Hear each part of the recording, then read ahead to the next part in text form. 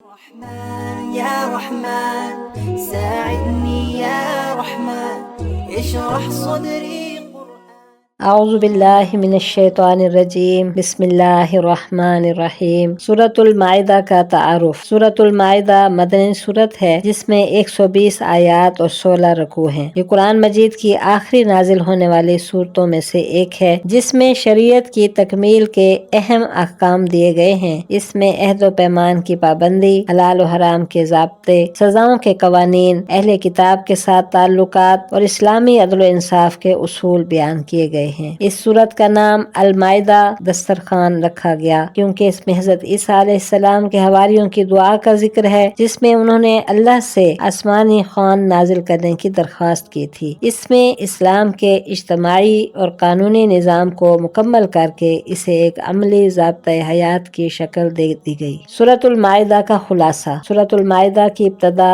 عہد و پیمان پورا کرنے کے حکم سے ہوتی ہے۔ مسلمانوں کو تاکید کی گئی کہ وہ اللہ اور رسول کے دیے ہوئے احکام کی مکمل اطاعت کریں اور اپنے معاہدوں کی پاسداری کریں۔ اس صورت میں حلال و حرام کے اصول بیان کیے گئے جن میں مردار خون، سور کا گوشت اور غیر اللہ کے نام پر ذبح کیے گئے جانوروں کی ممانعت کی گئی۔ ساتھ ہی شکار اور کھانے پینے کے دیگر احکام بھی دیے گئے ہیں۔ وضو، غسل اور تیمم کے احکام اس صورت میں تفصیل سے بیان کیے گئے ہیں تاکہ طہارت اور پاکیزگی کے اصول واضح ہو جائیں۔ اس کے بعد قصاص اور سزاؤں کے بارے میں احکام دیے گئے جیسے چوری کی سزا اور قتل کے بدلے قتل کا قانون۔ انصاف کے قیام پر زور دیا گیا تاکہ معاشرہ ظلم و زیادتی سے پاک ہو۔ اہل کتاب یہود و نصارہ کے بارے میں احکام بھی تفصیل سے بیان کیے گئے جن میں ان کی تحریف شدہ تعلیمات اور نافرمانیوں کا ذکر کیا گیا۔ انہیں تنبیہ کی گئی کہ وہ اسلام کی سچائی کو تسلیم کریں اور قرآن پر ایمان لائیں۔ سورت کے آخری حصے میں حضرت عیسیٰ علیہ السلام کی حقیقت کو واضح کیا گیا کہ وہ اللہ کے بندے اور نبی تھے نہ کہ خدا کے بیٹے۔ ان کے حواریوں کی دعا اور آسمانی خوان کے نزول کا واقعہ بیان کیا گیا جس سے یہ ظاہر کیا گیا کہ معجزات اللہ کی قدرت سے ہوتے ہیں۔ سورت کے آخر میں مسلمانوں کو تاکید کی گئی کہ وہ اللہ سے ڈریں، انصاف پر قائم رہیں اور اپنے دین پر ثابت قدم رہیں تاکہ دنیا اور آخرت میں کامیاب ہو سکیں۔